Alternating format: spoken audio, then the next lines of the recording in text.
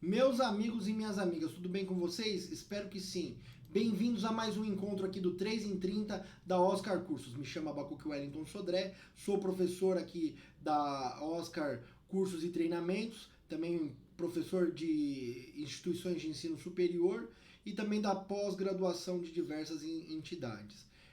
Gostaria de dizer para você, meu amigo, minha amiga, que nós aqui da Oscar Cursos estamos realizando essa atividade do 3 em 30. O que é o 3 em 30? É uma forma revolucionária de estudar para a prova da OAB, por meio de resolução de questões. São 3 meses de estudos em 30 dias. Como nós fazemos isso? Por meio da busca pela compreensão da mente do examinador. Como eu descubro a mente do examinador? Entendendo como ele elabora as questões e como ele indica o caminho correto para encontrar a alternativa que é a correta no dia do seu exame da OAB. Então é importante fazer as questões ou refazer as questões, resolver questões dos exames anteriores, porque elas permitem que você possa encontrar a forma como o seu examinador ele trata de determinados temas, como ele exige determinados temas. E na aula de hoje nós vamos ver duas questões importantíssimas sobre o processo do trabalho. Então, o nosso encontro de hoje são para o nosso encontro de hoje. Nós vamos tratar então de duas questões que envolvam o processo de trabalho. São duas questões importantíssimas. Quero pedir para você, então, meu amigo e minha amiga, que ainda não se inscreveu no canal, que você se inscreva no canal, ative o sininho para você receber as notificações deste canal e também deixe o seu like, o seu joia. E se você quiser receber inteiramente grátis um material com 900 questões, então, 900 questões, 100 questões das 9 principais matérias, basta você se inscrever no link da descrição desse vídeo e você vai receber inteiramente grátis um material super importante para que você estude resolvendo questões. Dito isso, vamos, sem perder mais tempo, para o nosso objeto da aula de hoje, o nosso encontro de hoje, desse bate-papo aqui. A primeira questão que nós temos hoje, ela foi extraída do exame número 29, exame 29 da OAB FGV. E o que diz o nosso enunciado? O réu, então aqui nós estamos falando do polo passivo de uma demanda trabalhista, de uma reclamação, em sede de reclamação trabalhista ajuizada em 24/8/2018, apresentou defesa no processo eletrônico, a qual foi oferecida sob sigilo. Então é a regra geral. A apresentada defesa em processo de eletrônico, ela é mantida em sigilo até a audiência, caso ela só será liberada para manifestação da parte ou reiterar os termos da inicial após serem apregoadas as partes e não tiver ali a possibilidade de acordo, se não for realizado o acordo. Então, aqui o que diz o nosso enunciado? Foi feito o pregão logo após a abertura da audiência, a parte autora manifestou interesse em desistir da ação. Então, ela quer desistir da ação. Sobre a desistência da ação pela parte autora, assinale a alternativa correta. Lembra? Processo distribuído, decisão já juntada aos autos, apenas não revelada a parte autora, a parte reclamante. Qual é a alternativa correta? Ou quais são as... Qual é a única alternativa correta? Alternativa A, o juiz deverá imediatamente homologar a desistência. B, não é possível desistir da ação após a propositura desta. C, oferecida a contestação ainda que eletronicamente, o reclamante não poderá, sem o consentimento do reclamado, desistir da ação. D, o oferecimento de defesa pelo réu em nada se relaciona à questão da desistência dos pedidos da demanda. Então, primeiro ponto, foi apresentado defesa e a defesa está sob sigilo e a parte pretende desistir da reclamação trabalhista. Qual é a alternativa correta? Primeiro passo, apenas pela análise das alternativas nós já podemos excluir uma. Sempre nós podemos excluir uma por dedução. No caso aqui, não é possível desistir da ação após a propositura desta.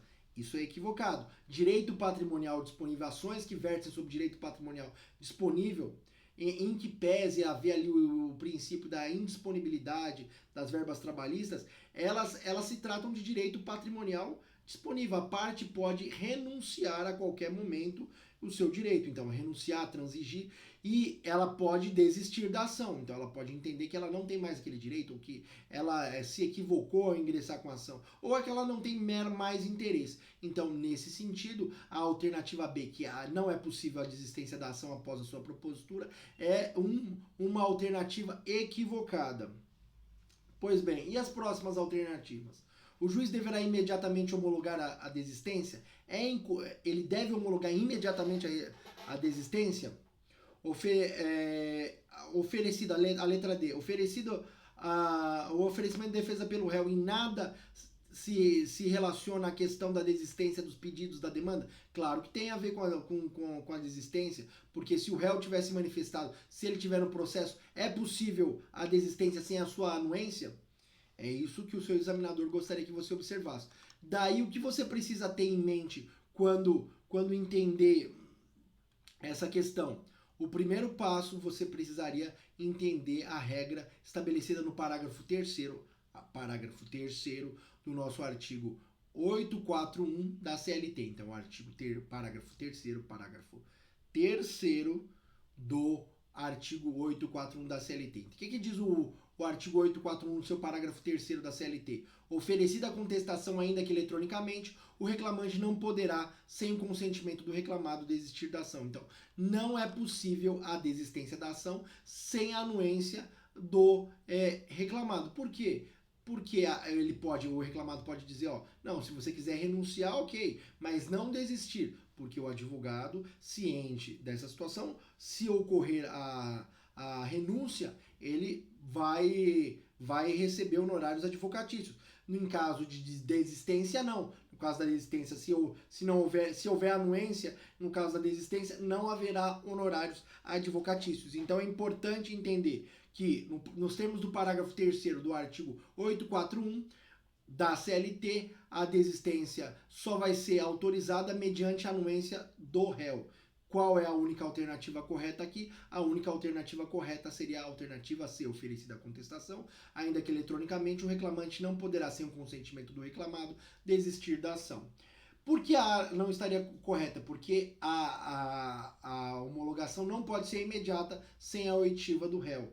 A D, por que a D estaria incorreta? A D estaria incorreta porque o oferecimento da defesa tem tudo a ver com a questão da desistência dos pedidos, porque uma vez oferecida, não se admite sem a manifestação do réu em decorrência daquilo que eu falei dos honorários. Se houver renúncia, a parte ela renuncia àquele direito, mas por conta que ela fez o pedido, haverá ali a imputação de honorários sucumbenciais, enquanto que na desistência com a homologação da desistência não haveria essa necessidade. A B, ali o que nós já entendemos, é que é possível desistir da reclamação trabalhista. Artigo 841 da CLT, é possível essa desistência. Então, essa resposta estaria equivocada. Vamos para a nossa próxima questão, então? A nossa próxima questão diz o seguinte, ela trata do sistema recursal trabalhista e dos pressupostos extrínsecos e intrínsecos. Um dos pressupostos extrínsecos dos recursos em geral são dois requisitos extrínsecos dos recursos. Quais são esses dois requisitos extrínsecos, professor? Preparo e tempestividade. Tempestividade, regra geral dos recursos trabalhistas, 8 dias, exceção embargos de declaração, 5 dias úteis. Então, o prazo de 5 dias úteis para os embargos de declaração constituem exceção ao prazo para recorrer na Justiça do Trabalho, que é de 8 dias úteis. Outro aspecto, preparo. Preparo na Justiça do Trabalho está sujeito ao quê? A pagamento de custas processuais mais depósito recursal. Custas processuais mais depósito recursal. E a nossa questão trata especificamente da questão do preparo no âmbito da Justiça do Trabalho. Vamos ler então com calma o nosso enunciado e buscar encontrar a melhor alternativa para esse caso? Considere as 4 situações jurídicas a seguir. Instituição ABC é uma entidade sem fins lucrativos. Rosemary é uma empregadora doméstica. C. O Instituto Sonhar, o item 3, na verdade. O Instituto Sonhar é entidade filantrópica. E 4. Mariana é microempreendedora individual. Considere que todas as pessoas são empregadoras e têm reclamações trabalhistas ajuizadas contra si, e nenhuma delas comprovou ter condições para ser beneficiárias da justiça gratuita. Assinale a opção que indica nos termos da CLT quem estará isento de efetuar o depósito recursal para recorrer de uma sentença desfavorável proferida pela vara da Justiça do Trabalho. Então, no caso aqui, para propor um recurso ordinário. Qual dessas entidades, então, não precisará comprovar o recolhimento do depósito recursal? Vamos lá. A instituição ABC e o Instituto Sonhar somente, todas estarão dispensadas. O Instituto Sonhar somente, Mariana e Rosemary somente. Qual é a alternativa correta? O que o seu examinador ele deseja que você esclareça, que você observe? Ele desejaria que você tivesse atenção especificamente ao que estabelece o artigo 899 da CLT, e especialmente o parágrafo 10º. Então, especialmente o parágrafo 10 do artigo 899, então artigo 899, parágrafo 10 da CLT. Mas vamos ler o caput e os parágrafos 9º e 10º e o parágrafos 9º e 10 da CLT. Vamos ler lá então. O que diz o artigo 899? Os recursos serão interpostos por simples petição e terão efeito meramente devolutivo. Então a regra na Justiça do Trabalho é efeito meramente devolutivo, salvo exceção prevista nesse título, permitida a execução provisória até a penhora. Parágrafo 9º. O valor do depósito recursal será reduzido pela metade para entidades sem fins lucrativos, empregadores domésticos, microempreendedores individuais, microempresas e empresas de pequeno porte. Parágrafo 10. São isentos de impostos os beneficiários da justiça gratuita ou entidades filantrópicas e empresas em recuperação judicial. Então, quem são os isentos do depósito recursal? Empresas em recuperação judicial, aqueles beneficiários da justiça gratuita e entidades filantrópicas. Lembrando que no nosso problema diz que nenhuma das entidades demonstrou poder ser beneficiária da justiça gratuita. E também o nosso enunciado não disse nada sobre recuperação judicial. Então a única alternativa correta nesse caso é o Instituto Sonhar, porque é a única alternativa que diz respeito a uma entidade filantrópica. A única entidade filantrópica é o Instituto Sonhar. A alternativa C é a correta.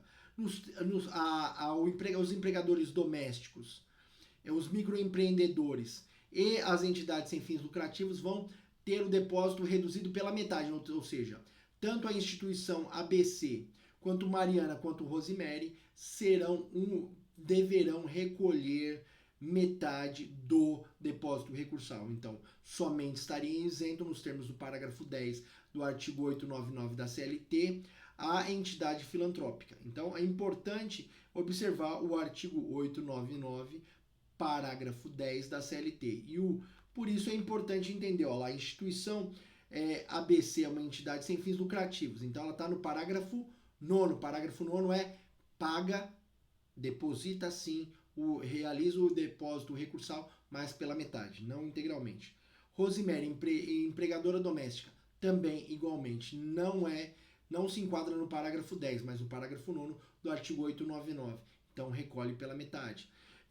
O Instituto Sonhar é entidade filantrópica. Ela sim se encontra no parágrafo 10, então logo deve ser isento do depósito recursal. Mariana é microempreendedora individual e logo ela também deve fazer o depósito pela metade nos termos do parágrafo 9º do artigo 899 da CLT.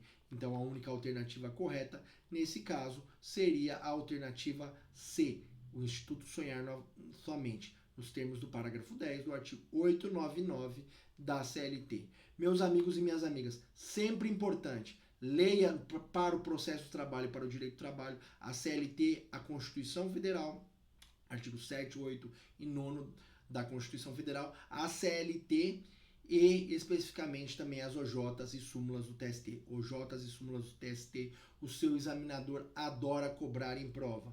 Então, meus amigos e minhas amigas, espero que vocês tenham alcançado aqui o objetivo de vocês. Não se esqueçam de se inscrever no canal, ativar o sininho, deixar o seu like e também se inscrever no link da descrição desse vídeo para você receber inteiramente grátis um material especial que preparamos para vocês. Bons estudos, até o nosso próximo encontro, um forte abraço.